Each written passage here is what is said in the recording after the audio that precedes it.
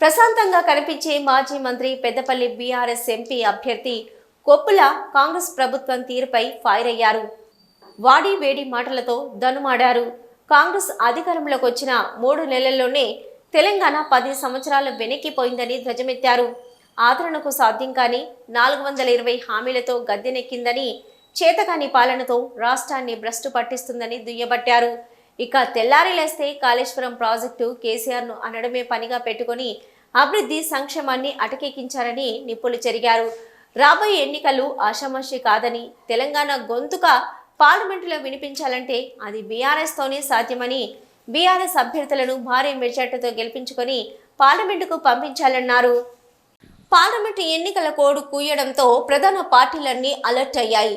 ఎన్నికల్లో గెలిపే ప్రధాన ధ్యేయంగా ప్రణాళికలను రచిస్తూ శ్రేణులను సిద్ధం చేస్తున్నాయి. పెద్దపల్లి లోక్సభ పరిధిలో కాంగ్రెస్ బీజేపీ అభ్యర్థులు ఎవరో ఇప్పటికీ స్పష్టత రాకపోయినప్పటికీ బీఆర్ఎస్ అభ్యర్థి కొప్పుల ఈశ్వర్ తన ప్రచారాన్ని మొదలుపెట్టారు. గెలిపే ధ్యేయంగా కార్యకర్తలను ఎన్నికల యుద్ధానికి సిద్ధం చేస్తున్నారు.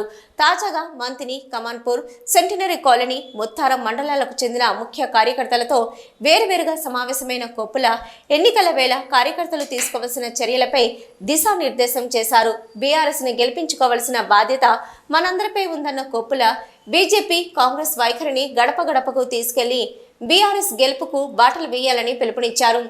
100 రోజులు పూర్తవుతున్నా ఇప్పటి వరకు ఇచ్చిన హామీలను అమలు చేయలేని చేతగాని ప్రభుత్వం కాంగ్రెస్ అని ఎద్దేవా చేశారు.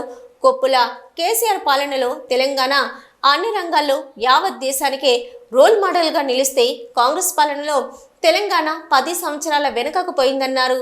భూమిపైనే అద్భుతమైన కాళేశ్వరం ప్రాజెక్టు కట్టి రైతులకు సాగునీటికి ఇబ్బందులు లేకుండా చర్యలు తీసుకున్న ఘనత బీఆర్ఎస్ ప్రభుత్వానిదని, కాంగ్రెస్ పాలనలో సాగునీరు లేక పంటలు ఎండిపోయే పరిస్థితి నెలకొందని ఆవేదన వ్యక్తం చేశారు. రైతులు, సబ్బండ వర్గాల సంక్షేమం కోసం అనేక పథకాలు ప్రవేశపెట్టి అర్హులైన ప్రతి గడపకు అందించిన ఘనత మాజీ సీఎం కేసీఆర్ అన్నారు. కాంగ్రెస్ మోసపూరిత హామీలతో అధికారంలోకి వచ్చి ప్రజా సంక్షేమాన్ని, అభివృద్ధిని పట్టించుకోవడం లేదని విమర్శించారు. ఇక తెల్లారి లేచింది మొదలు రాత్రి పడుకునే వరకైతే కాళేశ్వరం ప్రాజెక్టు లేకపోతే కేసీఆర్ను అనడం తప్ప కాంగ్రెస్ పాలకులు చేసింది ఏమీ లేదన్నారు. వరదలతో కాళేశ్వరం ప్రాజెక్టులోని ఒక పిల్లర్ కుంగిపోతే మొత్తం ప్రాజెక్టు కుంగిపోయినట్లు తప్పుడు ప్రచారం చేస్తున్నారని నిప్పులు చెరిగారు. సాగునీరు కావాలని రైతులు రోడ్డెక్కినా హామీల అమలు లేక ప్రజలు ఇబ్బంది పడుతున్నా పట్టించుకునే నాథుడు లేకుండా పోయాడని ఆవేదన వ్యక్తం చేశారు. ఇటు కాంగ్రెస్, అటు బీజేపీల తీరును ప్రజలు గమనిస్తున్నారని, రాబోయే పార్లమెంటు ఎన్నికల్లో తగిన గుణపాఠం చెప్తారని హెచ్చరించారు. ప్రాజెక్టులని చిత్రీకరించి వాళ్ళ ప్రజల్లో మనసులో పడ్డాక మరి విష బీజాన్ని నాటి ఏమైంది, వాళ్ళు నమ్మే పరిస్థితి. దానికి తోడు ఈ దరిద్రపు 6 గ్యారంటీలు ఏవైతే ఉన్నాయో, అబద్ధపు 6 గ్యారంటీలు కూడా ప్రజల్లో అంట వాళ్ళు 2 సంవత్సరాల నుంచి బాగా ప్రచారం చేయడం వల్ల ప్రజలు కూడా నమ్మి ఇంకేదో కొత్తదనం చూస్తామనే ఉద్దేశంతో ఓట్లేసి 3వ నెల ఒక్క నెల పెన్షన్ ఇబ్బంది అయిపోయింది. 1,2,46 లక్షల మంది ఇలా పెన్షన్ కోసం ఎదురు చెప్పచ్చు. మీరు చెప్పిన మాటేనా, ప్రభుత్వ ఉద్యోగులకు 1వ తారీఖు జీతం ఇచ్చిందా? కాలువ నిన్న నీళ్లు వచ్చుడు, ఒక్కోసారి అయితే ఫోన్లు చేసి సార్ అరే కోతలకు హార్వెస్టర్ మిషన్ కి నీళ్లు అడ్డమని కాలువ బండి అంటే 100% కంటిన్యూ గుంజొచ్చు. నువ్వు ఇదివరకు ఈ పోయిన సంవత్సరం ఏ విధంగానైతే రాష్ట్రం అంతా నీళ్లున్నాయో ఆ విధంగా ఇచ్చేటువంటి అవకాశం ఉండగా ఆ పిల్లర్ సాగు చూపించి మాయమైపోయినట్టు అయిపోయింది. కేసీఆర్ మొన్న అన్నట్టు కాటక స్విచ్ బంద్ చేసినట్టు అయిపోయింది. ఒక నీళ్లు గోదావరిలోనే కాదు, అసలు బోర్లు ఎండిపోతున్నాయి.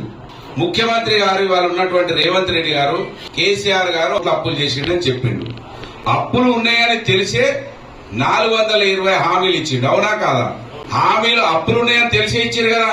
ఇవాళ పథకాలు ఇవ్వమంటే అప్పులు అని చెప్తున్నారు.